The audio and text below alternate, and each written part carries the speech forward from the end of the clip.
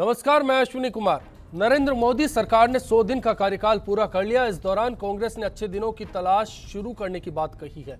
इस बीच पीएम 5 दिन के जापान दौरे पर 4 दिन बिता चुके हैं, जिसकी सबसे बड़ी उपलब्धि अगले 5 साल में 2,10,00,000 करोड़ के निवेश का वादा रहा। क्या इस दौरे को निवेश से ही जोड़कर देखा जाए?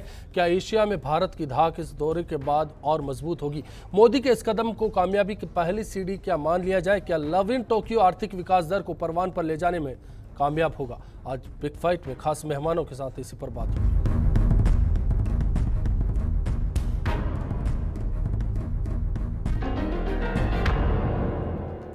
और आज के इशू पर चर्चा के लिए इस वक्त स्टूडियो में हमारे साथ खास पैनल मौजूद है। धरोहर विकास प्राधिकरण के अध्यक्ष और बीजेपी के वरिष्ठ नेता ओंकार सिंह जी लखावत हमारे साथ हैं। कांग्रेस नेता सुनील शर्मा जी हमारे साथ हैं। चैम्बर ऑफ कॉमर्स के मानद सचिव केएल जैन साहब हमारे साथ हैं। आर्थिक मामलों के जानकार और चार्टर्ड अकाउंटेंट एसोसिएशन के महासचिव अभिषेक शर्मा जी हमारे साथ हैं। और विदेश नीति के जानकार डॉक्टर राजेश शर्मा इस चर्चा में मौजूद रहेंगे।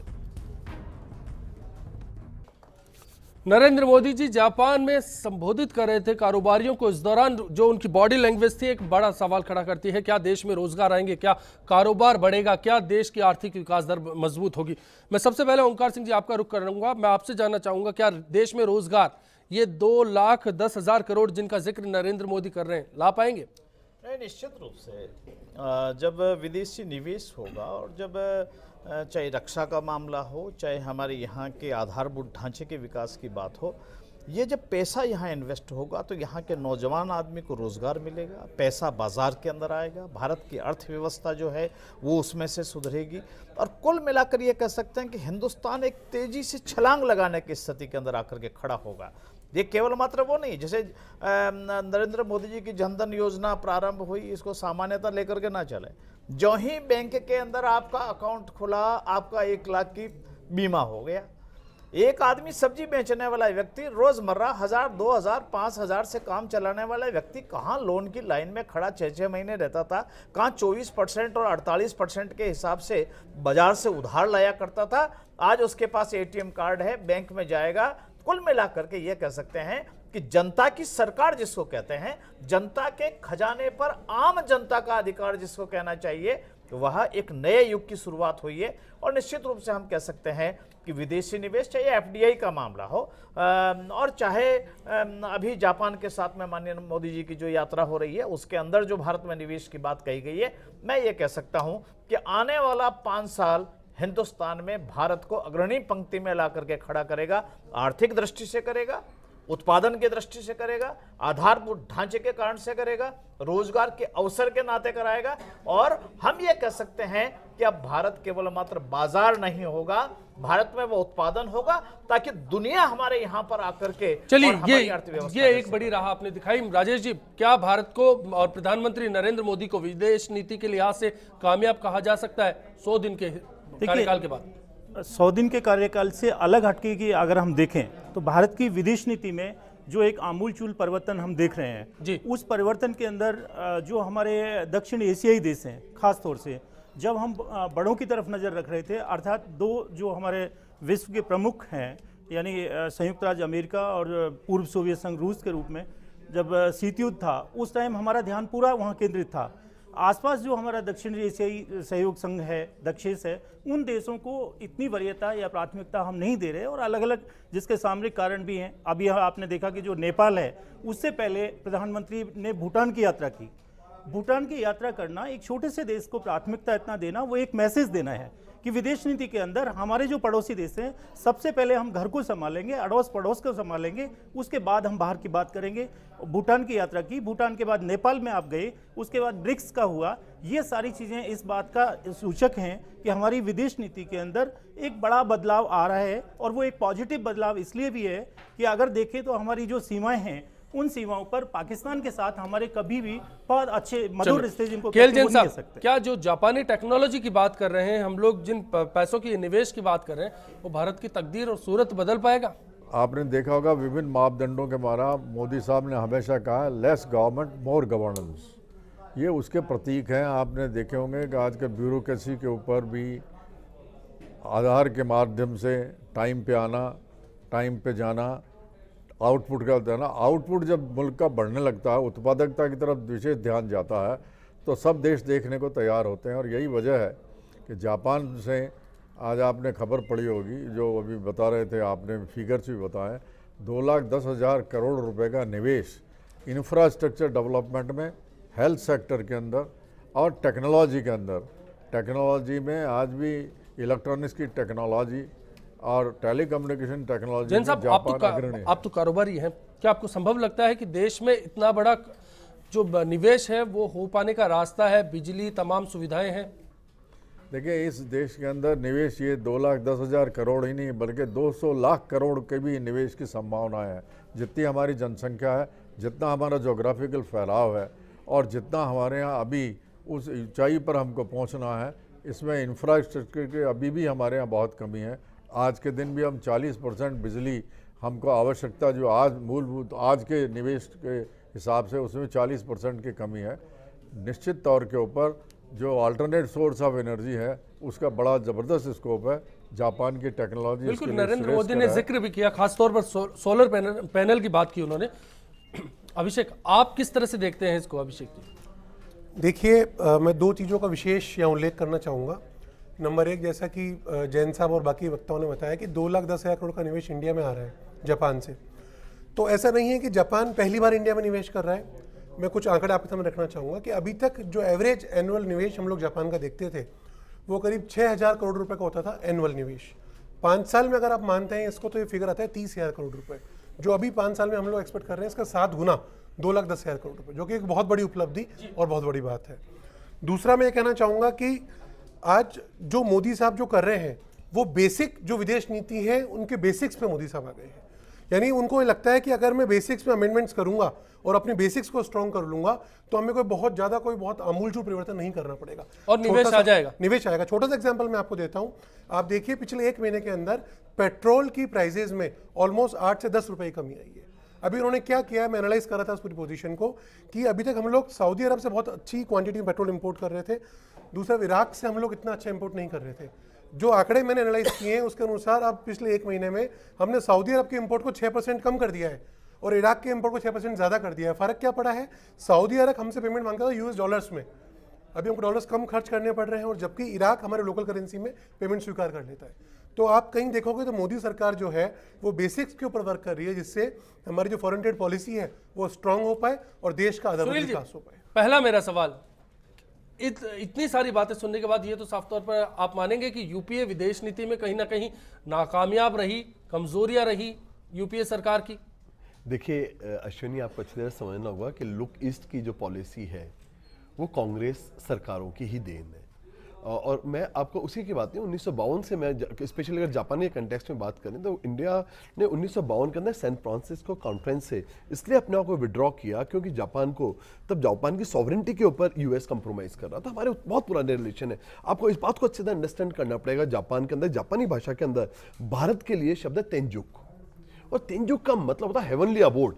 जो जो देश भारत को स्वर्गीय निवास के रूप में मानता हो, और जिस देश के लिए भारत ने उस यूएस के उस सैन फ्रांसिस्को पीस कॉन्फ्रेंस से बाहर किया हो, तो आप अच्छी तरह मान लीजिए जापान से जो संबंध बने वो हम लोगों ने संबंध बनाए। पिछले अगर आप 10 सालों के अंदर ही आप देखेंगे तो प्राइम मिनिस्टर मोरी ने भारत के अंदर विजिट की, प्राइम मिनिस्टर कोइजुमी ने भारत में विजिट की, और खुद शिंबे अबे जो है वो 26 जनवरी को भी हमारे चीफ गेस्ट थे। आप अच्छी तरह बस समझ लीजिएगा कि अगर जापान आज की तारीख में आप जापान की बात करें तो भारत के अंदर तीसरा सबसे बड़ा अगर कोई इन्वेस्टर है तो जापान। देखिए, जो आंकड़े कहते हैं कि सालाना करीब $3 अरब का इन्वेस्ट अभी जापान कर रहा है, एफडीआई जो जापान के जरिए है, और 14 साल में $12 अरब का निवेश भारत में हुआ है जापान के जरिए।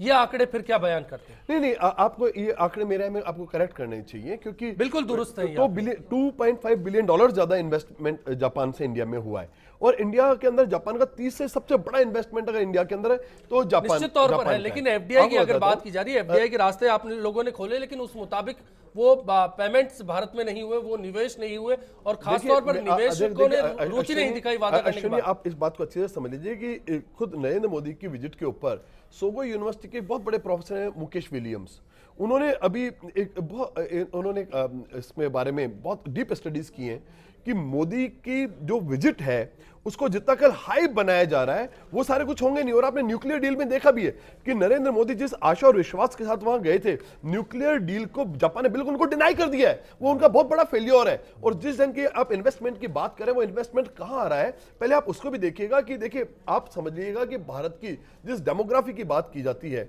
हमें ईमानदारी बात है उस ढंग का निवेश चाहिए। हमें निवेश में भी सिलेक्टिव होना पड़ेगा। हमें श्रम आधारित उद्योगों के लिए निवेश चाहिए। हमें हाई एंड उस ढंग के निवेश नहीं चाहिए जिस ढंग आप हर ढंग के निवेश को अगर आपने किया यहाँ पे इनवाइट, तो आपकी दशा भी वही होगी जो 90 के दशक के अंदर थाईलैंड और आपके ईस्टर्न मुल्कों की हुई। रशिया की क्या तर्ज पर चल रहा है? रशिया को लेकर खासतौर पर कहा जा रहा है कि जो नरेंद्र मोदी की पॉलिसी है वो कहीं ना कहीं रशिया को फॉलो कर रहे हैं। आप क्या कहेंगे जैन साहब? ऐसी बात नहीं है, हम फॉलो नहीं कर रहे हैं बल्कि फॉलोअर्स बनाने की ओर आगे बढ़ रहे हैं। रशिया की पॉलिसी, रशिया हैज़ ऑलवेज, हमेशा ही रशिया ने इंडिया का साथ दिया है। सिक्योरिटी काउंसिल में अगर कश्मीर के मसले को अगर आप पुराने वक्त में याद करें तो वीटो अगर किसी ने किया था, जबकि जनमत की बात हो रही थी, तो उस वक्त वीटो रशिया ही ने किया था। रशिया कंटिन्यूसली इंडिया का फ्रेंड रहा है और फ्रेंडशिप के अंदर आगे पीछे वाली बात नहीं होती, एक दूसरे का फॉलो नहीं करते बल्कि एक दूसरे का सहयोग होता है। वो सहयोग निरंतर बना हुआ है। अभी एक सज्जन बता रहे थे कि जापान का 6000 करोड़ रुपए का निवेश, इसको अगर क्वांटिफाई करें 5 साल के अंदर और तो तिगना होता है। राजस्थान की बताता हूँ, निमराना के अंदर, राजस्थान के अंदर जापान का अपने आप में कॉम्प्लेक्स में 10,000 करोड़ का इन्वेस्टमेंट है।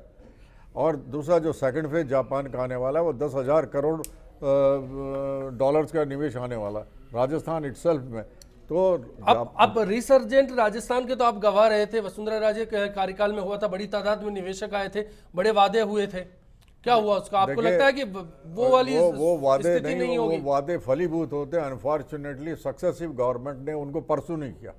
और अगर देखिए, निवेशक हमेशा ये चाहता है कि उसको रेड कार्पेट ट्रीटमेंट अगर ना भी दें तो उसको फॉलोअप तो करना चाहिए, लेकिन उन्हें फॉलोअप वो नहीं हुआ। बल्कि उनका लखावत जी, आप कुछ कहना चाहेंगे? फिर मैं सुनील जी के पास जाकर ब्रेक पर जाएंगे। देखिए, मेरा ये कहना है कि उम्मीद तो ये की जाती थी कि कांग्रेस के जो माननीय सदस्य हैं, वे प्रतिनिधि हैं, वे आज इस बात की तारीफ करते। परंतु जहाँ तक कि इन्होंने न्यूक्लियर डील की बात कही गई है, क्या भारत अपनी सुरक्षा को खतरे में डाल करके समझौता कर ले? जो जापान जिस शर्त को लगाना चाहता है वो ये कहता है कि आप न्यूक्लियर पावर जो है, आप उसको किसी भी प्रकार से संधि पे दस्तखत करिए कि आप कभी भी युद्ध के अंदर या देश की सुरक्षा की जरूरत पड़े तो आप परमाणु का उपयोग नहीं करेंगे। क्या हम इतनी शक्तिहीन होकर, जो अटल बिहारी वाजपेयी जी के पीरियड में या उसके पहले पूर्ववर्ती सरकार ने जो परमाणु से युक्त हमारी सुरक्षा व्यवस्था बनी और जो हम दुनिया में एक बड़ी ताकत के रूप में उभर करके आए, क्या जापान के सामने जाकर इस बात पे दस्तखत करके आ जाएं, उनकी शर्त को मान लें? मैं एक बात को जानना चाहता हूं, आप हमारा विरोध करिए, आप आंतरिक रूप से जो हमारी आलोचना कर रहे हैं करिए, आप महंगाई का करिए, आलू से लेकर टमाटर तक आप बात करिए, मुझे इसमें कोई आपत्ति नहीं है। पर क्या भारत, नरेंद्र मोदी जापान में जाने के बाद इस बात पे दस्तखत करके आ जाए कि हम जो परमाणु संपन्न जो हमारी ताकत है उसको देश की सुरक्षा के लिए उपयोग नहीं करेंगे और जापान से ऊपर? लेकिन सुनील जी जिस तरह से कह क्षमा रहे कीजिएगा, कन्वेंसिंग पावर की बात है, भारत की सुरक्षा के साथ कोई समझौता न नरेंद्र मोदी जी करेंगे, न भारतीय जनता पार्टी करेगी, न हिंदुस्तान करेगा, और इसलिए कोई समझौते के लिए हम बिना समझौते के भी चलेंगे। क्या लखावत जी, दुनिया साथ देगी तो साथ लेंगे, आप इस बात विरोध करेंगे तो विरोध सुनेंगे। क्या नरेंद्र मोदी इस पॉइंट पे कामयाब है कि नहीं है कि जापान को सहमत कर पाते इस मुद्दे पर? मैंने आपसे एक बात कही कि हम इस शर्त के ऊपर कोई समझौता हिंदुस्तान की सुरक्षा के आधार के ऊपर। सुनील जी, मैं आपका कमेंट चाहूंगा, फिर ब्रेक पर जाएंगे। देखिए, मेरी बात सुनिए, क्षमा कीजिएगा, इसमें कम से कम देखिए इन मुद्दों के ऊपर, इन मुद्दों पे हिंदुस्तान की सुरक्षा पर क्या समझौता कर लेना चाहिए? देखिए, आपकी 10 साल से सरकार में, देखिए अश्विनी जी, मेरी बात सुनिए, अभी भाजपा के मित्रों की समस्या ये है, नेगोशिएशन चालू है। भाजपा के जो मित्र हैं ये एक्चुअली पढ़ लिख के नहीं आते, इनकी समस्या ये है, इन्हें इस बारे में बिल्कुल इन्हें इस बात का बिल्कुल इल्म नहीं है। अब देखिए, आपके टाइम में नहीं बोला था, आपके टाइम में नहीं बोला था, देखिए अब आपके टाइम नहीं बोला था, आपसे 4 गुना, देखिए क्षमा कीजिए, पढ़ावा में आपसे 4 गुना, बढ़ने की बात मत कीजिए, अलग से बात कर सकते हैं। आप आलू टमाटर गलत बात सुनिए, व्यक्तिगत आरोप टीवी चैनल पे नहीं, आप इसी बात को समझ लीजिए। चलिए इस मुद्दे के लिए जाकर हम सीधे मुद्दे की बात पर आते हैं। देखिए ये तो इनके संस्कार ही बता रहे हैं कि इनके टाइम में एक बार आपके हैं और इनके संस्कार देश की सुरक्षा की बात करते हैं, अपोजिशन बोलता व्यक्तिगत है आरोप। तो ये बोलने नहीं देते, अभिव्यक्ति की स्वतंत्रता का हनन करते हैं। ये बोलने के इनके संस्कार देखिए आप। खैर एनीवे बात ये थी, जी बिल्कुल मुद्दे पे जाते हैं। आप मेरी बात सुनिए। जी बिल्कुल, अभी हार को पचा नहीं पा रहे हैं। एनपीटी पे बहुत साइन मुश्किल में किए आ रहे हैं। बिना, एनपीटी पे साइन किए बिना हम लोगों ने यूएस से टीटी की। ये होती है डिप्लोमेटिक आपकी एक्यूमेन, ये होता है आपका डिप्लोमेटिक इंटेलिजेंस कि आपने यूएस जो कि पूरी दुनिया के लिए न्यूक्लियर और एनपीटी का अपने आप को वो मानता था प्रोटेक्टोरेट, जो अपने आप को इसका कस्टोडियन मानता था, हमने उस यूएस से बिना एनपीटी पे साइन किए सिविल न्यूक्लियर पैक्ट के ऊपर साइन किए। इसे बोलते हैं एक चलिए ये कांग्रेस का एक पक्ष आ गया। बिल्कुल समझ बिल्कुल, लीजिएगा। ब्रेक का वक्त है। मैं आपको दो बात और करेक्ट करना चाहूंगा, कि आपने जापान और इंडिया के इन्वेस्टमेंट की बात की यूपीए सरकार के जमाने में, तो मैं आपको बताना चाहूंगा कि अकेले दिल्ली बॉम्बे ट्रेन कॉरिडोर के ऊपर जापान का $4.5 बिलियन का इन्वेस्टमेंट है, जो कि अब तक जापान का एक सिंगल प्रोजेक्ट और सिंगल कंट्री के अंदर सबसे बड़ा इन्वेस्टमेंट है। $4.5 बिलियन, आप इसको नोट कर सकते हैं। 1991 के बाद $2.6 बिलियन के अदर इन्वेस्टमेंट इंडिया के अंदर आए हैं।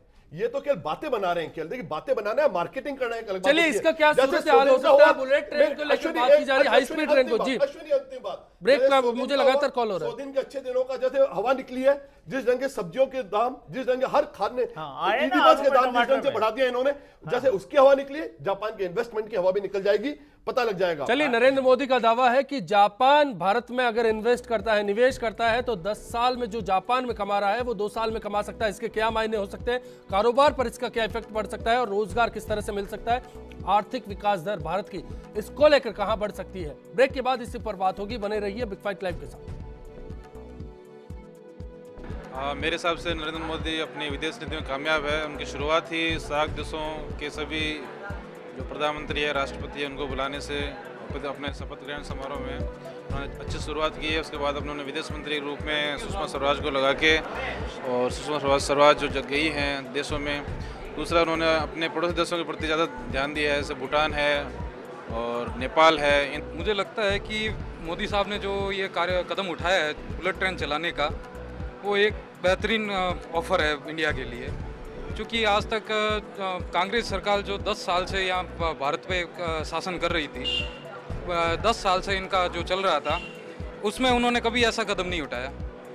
जापान टेक्नोलॉजी से स्मार्ट सिटी इसलिए बन सकती है क्योंकि जापान आज हर चीज़ से प्रोग्रेस कर रहा है। वहाँ की जो टेक्नोलॉजी है वो हमारे भारत के लिए बहुत ही बेटर होगी और वो आगे भारत को बहुत ही आगे बढ़ा सकती है।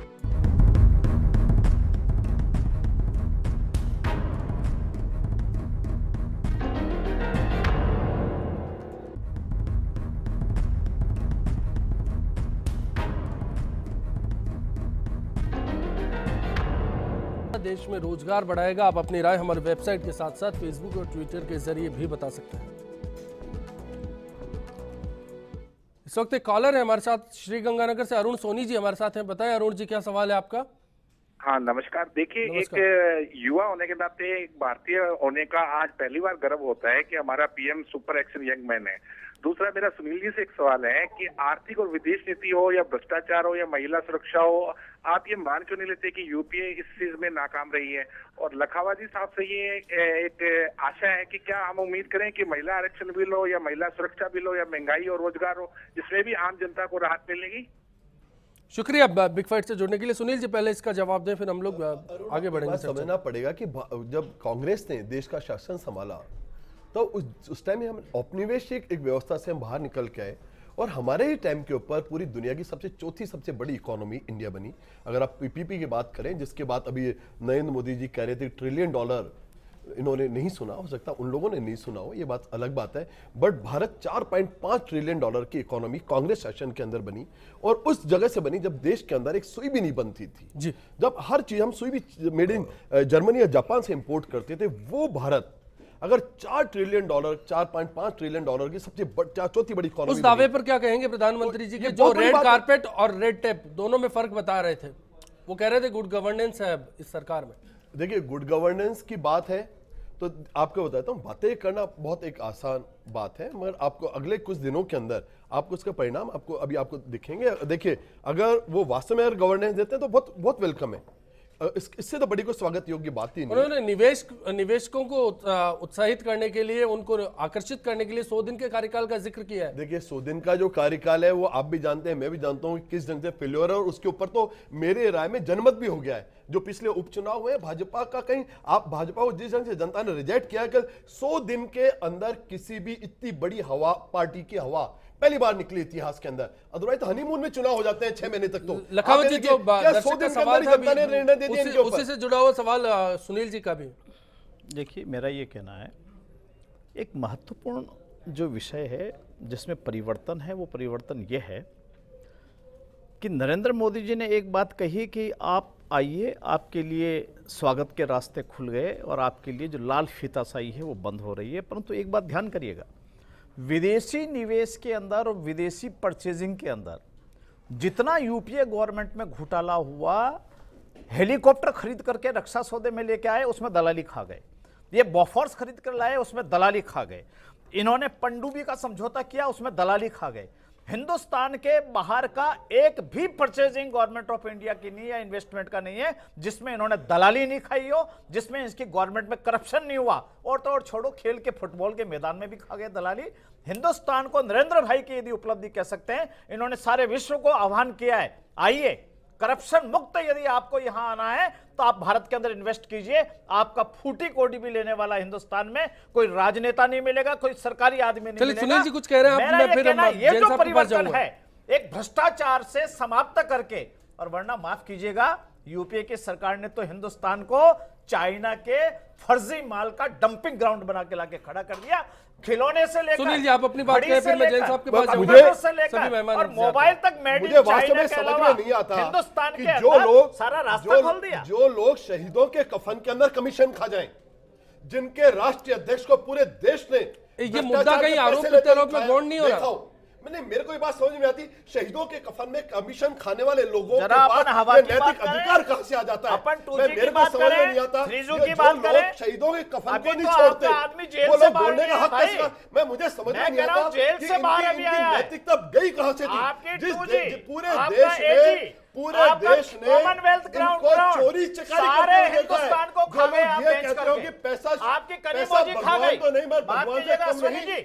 मेरे ख्याल से हम इस डिबेट को कहीं और ले जा रहे हैं, ये आरोप प्रत्यारोप में जा रही है। सुनील जी हम लोग रुकेंगे, लखावत जी हम लोग रुकेंगे, जैन साहब जी बिल्कुल। सुनील जी मैं आऊंगा आपके पास, सुनील जी मैं आऊंगा आपके पास, लखावत जी मैं आपके पास भी आऊंगा। जो राजा खा गया, कनीमोजी खा गई, जेल भेजा, कॉमनवेल्थ में कलवाड़ी खा गया, जेल भेजा, बचाने के लिए ऐसे लोगों को जेल मेरे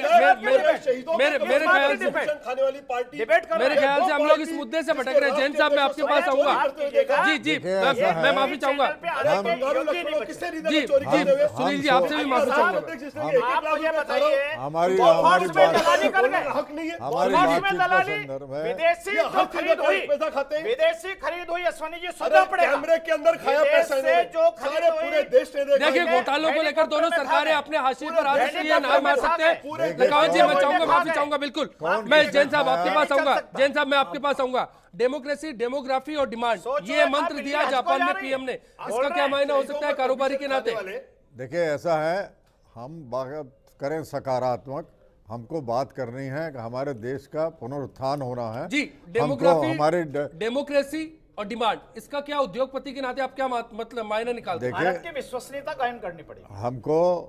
डेमोक्रेसी जरूरी है, क्रेडिबिलिटी कायम करो। डेमोक्रेसी का मतलब यह है कि हम स्वतंत्रता के हिसाब से स्वतंत्र विचार से काम करें और इस देश को इतना परिपूर्ण बना दें कि अग्रणी देशों में आए, और यही शायद आज के शासन की पहल है। और इसी पहल के हिसाब से सार्क आए, हम उसके बाद फ्रांस में गए, सात मुल्क के मामले में गए। हमारा उद्देश्य यह है जियो और जीने दो, इस सिद्धांत के ऊपर भारत हमेशा खड़ा रहा है, और यही उद्योग और व्यापार जगत का भी है। अगर हमारा उसको संदर्भ में ऐसे जोड़ता हूँ, उपभोक्ता अगर हमारा है तो हमारी स्थिति कायम है, और उपभोक्ता को अत्यधिक सुलभ अच्छी क्वालिटी का माल मिले, उसको कॉम्पिटिटिव प्राइस पे चलिए, रॉ मटेरियल के आपने जिक्र किया, अभिषेक में आप कुछ बोलना चाहता हूं। जैन साहब, खाओ और खाने दो, ये नीति तो नहीं होनी चाहिए ना। देखिए हम फिर इस बहस में उलझ जाएंगे। मैं अभिषेक जी आपसे जानना चाहता हूं, रॉ मटेरियल का मार्केट इंडिया को बताया गया है और कहा गया है कि चाइना से जो रॉ मटेरियल मिल रहा था कहीं ना कहीं अब वो नहीं मिल रहा जापान को, इसलिए एक नई उम्मीद है भारत के लिए। क्या आप मानते हैं इस पैमाने पर इंडिया खरा उतर पाएगा? वो रॉ मटेरियल की जो बड़ी डिमांड है, क्या वो सप्लाई कर पाएंगे जो नरेंद्र मोदी ने जापान में वादा किया है? सर देखिए अश्विनी जी, ऐसा है कि भारत एक बहुत बड़ा खनिज उत्पादक देश है, बहुत सारे मिनरल्स हमारे देश में है और हमारे देश को जितने मिनरल्स की आवश्यकता है अपने उत्पादन के लिए, अपने यूज़ के लिए, उसके अतिरिक्त भी बहुत सारे मिनरल्स ऐसे हैं जो देश में वेस्ट ही हो जाते हैं, हमारे यूज़ नहीं आ पाते। तो एक बहुत अच्छा डिसीजन मैं इसको मानता हूँ कि क्यों नहीं ऐसे मिनरल्स का हम लोग एक्सपोर्ट करना स्टार्ट करें। तो ये जो देश की बहुत सबसे बड़ा सवाल है, पहले दोहन की बात है, क्या खनन कर पाएंगे हम लोग? उस रिसर्च लेवल पर जा पाएंगे? क्या वो फिल्ट्रेशन कर पाएंगे? कि वो टेक्नोलॉजी हमारे पास क्या आज उपलब्ध है? सवाल ये है। मुझे लगता है कि बहुत जल्दी ऐसा होना पॉसिबल हो पाएगा। क्या जिस देश में अभी कोयला खनन को लेकर विवाद चल रहे हो, सुप्रीम कोर्ट में ये मामला अटका हो, कितने कोल ब्लॉक्स अवैध हैं, कितने वैध हैं और उनके कारण कितने पावर प्लांट्स अटके पड़े, उस देश में क्या ये संभव है? जब हम बात कर रहे हैं गुड गवर्नेंस की, तो मेरे हिसाब से अब जो मोदी जी ने जो सिस्टम लगाया है पिछले 100 दिनों से, हम लोग जब ब्यूरोक्रेट से मिलते हैं, मिनिस्टर से मिलते हैं, तो अब हमको विजन चेंज मिलता है। जो पहले विजन हुआ करता था वो विजन अब शायद चेंज हो गया। Very correct. तो मुझे लगता है जो गुड गवर्नेंस है, अगर उसको फॉलो करेंगे और जिस तरह से सरकार चाहती है, तो बहुत जल्दी ऐसा होने वाला है। कोई कोयला, कोई दलाली, कोई और दूसरे खनिजों में कोई प्रॉब्लम उत्पादन में ऐसा नहीं आने मोदी कन्विंस कर पाएंगे? देखिए, डिसाइडेडली हम आगे की ओर बढ़ रहे हैं। अगर आपने आज आंकड़ों के हिसाब से आप देखें, इन्फ्लेशन की भी बात करते हैं, होलसेल प्राइस इंडेक्स, रिटेल का इंडेक्स, इन दोनों को अगर आप देखें तो वो भी कम हुई है। उसी तरह से हमारी ग्रोथ रेट जो 4.6 हम एक्सपेक्ट करके चल रहे थे, वर्ल्ड बैंक की स्टडी है, सारे federation of Indian chamber of commerce, ASSOCHAM, CII, PhD chamber of commerce, Rajasthan chamber of commerce, हम सबका जो असेसमेंट है वो 1.1% और जोड़ करके 5.7% की हमारी ग्रोथ है। जिस प्रकार के हम फाइनेंशियल इंक्लूजन की बात कर रहे हैं, जैसा पूर्व में अभी शुरू में सोचा जन धन बल योजना, ये निश्चित तौर पर ये फ़ायदे देने वाली चीज़ें हैं। इससे आम आदमी के अंदर एक विश्वास जागृत होगा और जब मुल्क में आम आदमी में सरकार के प्रति विश्वास जगता है तो उत्पादकता बढ़ती है। चलिए राजेश जी, मैं आपके पास आता हूँ। मैं आपसे जानना चाहता हूँ कि विस्तारवाद और विकासवाद, दो बातों का जिक्र किया नरेंद्र मोदी ने। उन्होंने कहा कि भारत विकासवाद का पक्षधर है और इस पर सब साथ आएंगे भारत के साथ। क्या संभव है? इसको अश्विनी जी हम दो तरीके से रख सकते हैं। इतनी सारी जो बहस चल रही है उसको सारी चीज़ें निर्भर करती हैं इच्छा शक्ति के ऊपर, और जब इच्छा शक्ति अगर हमारी मजबूत हो तो कोई भी चीज़ हमारे लिए असंभव नहीं है, चाहे वो देश की विदेश नीति हो या वो कूटनीति हो या जो आर्थिक पक्ष हो। इसमें हम दोनों ही आप इसको दूसरे नजरिए से देखिए, क्या बातें की जा रही है या बातों पर काम किया जाएगा, अमली जामा पहनाया जाएगा? नहीं, काम होगा, लेकिन जब आधार किसी चीज़ का बनेगा, जैसे अभी सुनील जी ने कहा था कि यूएस के साथ हमारी जो टीटी थी, जो एनपीटी की संधि थी, यूएस की कंडीशंस अलग हैं।